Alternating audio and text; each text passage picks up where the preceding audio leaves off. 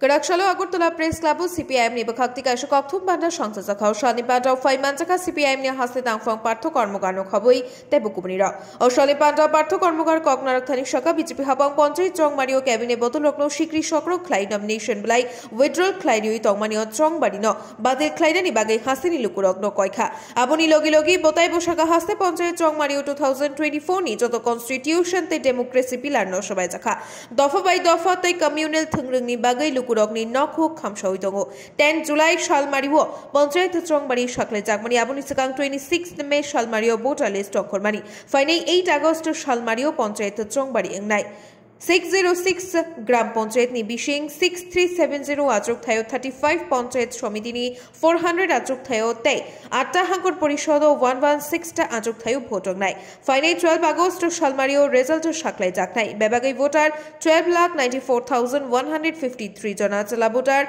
6,58,445 Jona Te Brave voter 6,34,697 Jona আমরা আপনাদের স্বাগত জানাই প্রথমে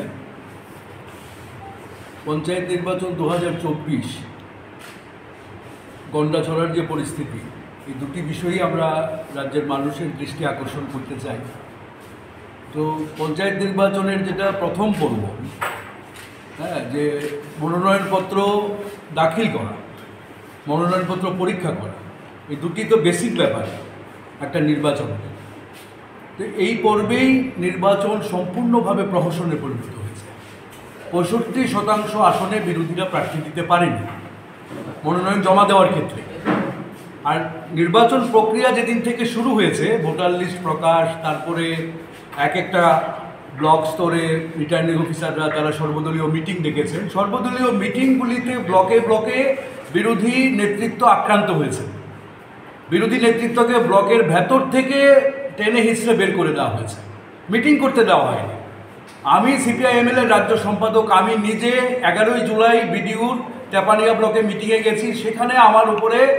আক্রমণ হয়েছে এবং আমাকে মনোনয়নপত্র আনতে দেওয়া হয়নি আমার চশমা আমার ব্যাগ সব কিছু নিয়ে নেওয়া হয়েছে মোবাইল পর্যন্ত ছিনতাই করে নিয়ে গেছে বিডিও এসডিপিও ওসির সামনে কাজে আমরা সিপিআইএমএল রাজ্য কমিটি আমরা সামগ্রিকভাবে যেটা লক্ষ্য করলাম পরিস্থিতি যে যেখানে গণতন্ত্র নেই সংবিধানের প্রতিটি স্তম্ভ যেখানে আজকে বিধ্বস্ত ডিজিপি আপনার নির্বাচন যিনি রাজ্য নির্বাচন কমিশনার অফিস থেকে শুরু করে ডিজিপি এসপি ডিএম বিডিও এই পর্যন্ত প্রতিটা স্তম্ভ তারা একেবারে মানে নতজানু হয়ে গেছে শাসক দলের কাছে বিজেপি এবং রাজ্য সরকার যা বলছে তারা তাই করছে বিরোধীদের কোনো কথা শুনতে রাজি নয় তো বিরোধী মুক্ত করার জন্য নির্বাচনের প্রথম দিন থেকে যেভাবে বিরোধীদেরকে বের করে দেওয়া হচ্ছে প্রতিটি পদক্ষেপে বিরোধীদের উপর যেভাবে আক্রমণ করা হচ্ছে জেলা পরিষদের সিপিএমের মনোনীত প্রার্থী দক্ষিণ ত্রিপুরা জেলায় বাদলশীল খুন হয়ে গেছে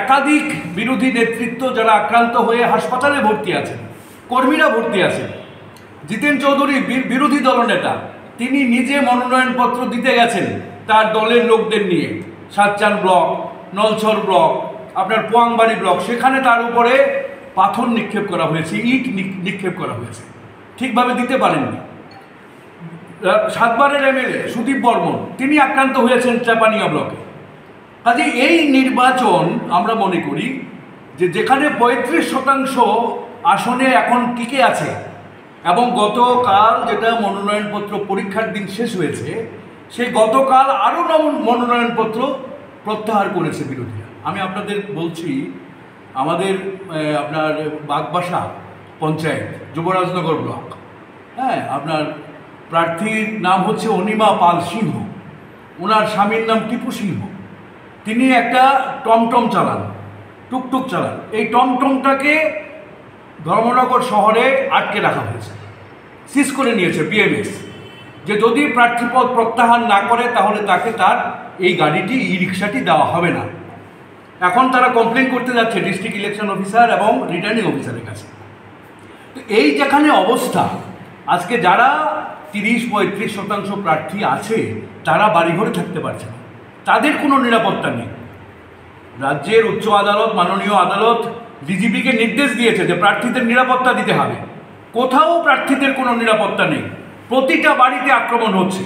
সেটা মধ্য ভারতচন্দ্রনগর ব্লক, ঋষ্যমুখ ব্লক, উদয়পুরের যে কয়েকটা প্রার্থী আছে তাদের বাড়িতে, আপনার সাতজানে আমরা দেখলাম, পোয়াং বাড়িতে দেখলাম, সমস্ত প্রার্থী গতকাল তারা প্রত্যাহার করে নিয়েছে। কাজে এই নির্বাচন সম্পূর্ণভাবে প্রহসনে পরিণত হয়ে গেছে।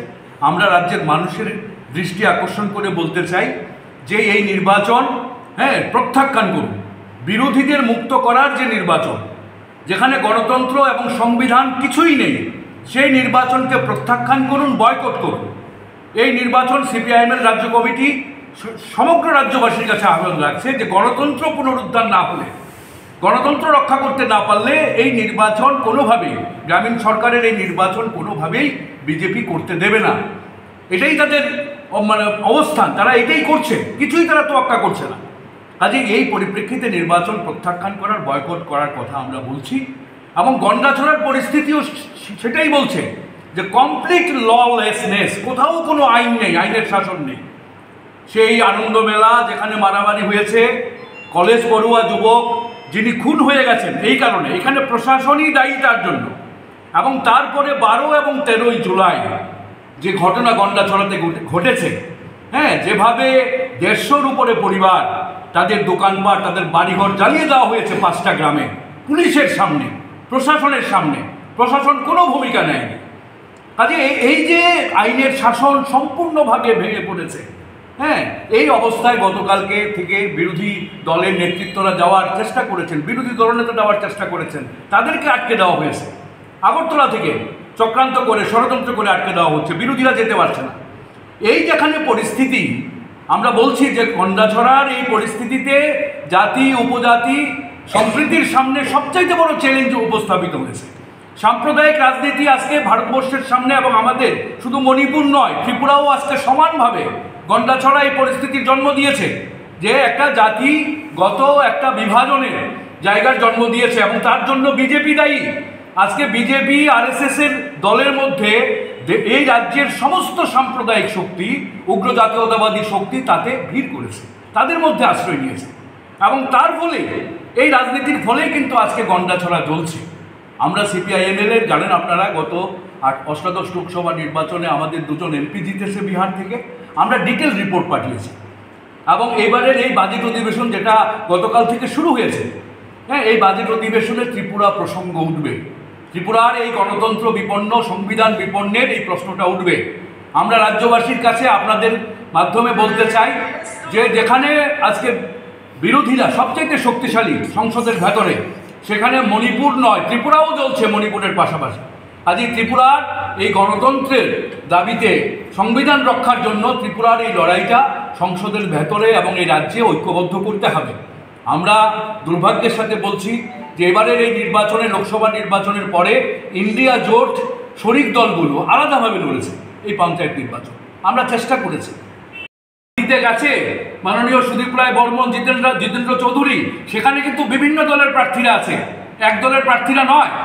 মানুষ জোট হয়েছে, অথচ উপরে জোট করা যায়নি। যদি জোট করা যেত সেটা 35% নয়, সেটা 65% আসনেই বিরোধীরা প্রার্থী দিতে পারত।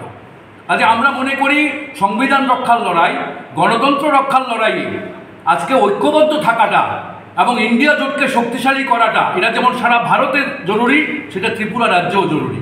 কিন্তু ত্রিপুরা রাজ্যে দুর্ভাগ্যজনকভাবে এটা হয়নি। আমরা আপনাদের মাধ্যমে সারা রাজ্যের মানুষের কাছে এটা বলবো, সচেতন মানুষের কাছে, যে ইন্ডিয়া জোটকে শক্তিশালী করুন, গণতন্ত্র এবং সংবিধান রক্ষার লড়াইকে এগিয়ে নিয়ে চলুন। এবং এই রাজ্যে গণতন্ত্র পুনরুদ্ধারের লড়াইটা করতে গেলে সমস্ত শক্তিকে ঐক্যবদ্ধভাবে লড়তে হবে, একদম নিচু স্তর পর্যন্ত। না হলে এই লড়াইয়ে জেতা যাবে না, এই লড়াইয়ে কিছু করা যাবে না। এই আবেদন আমরা আপনাদের মাধ্যমে জনগণের কাছে রাখছি। ধন্যবাদ।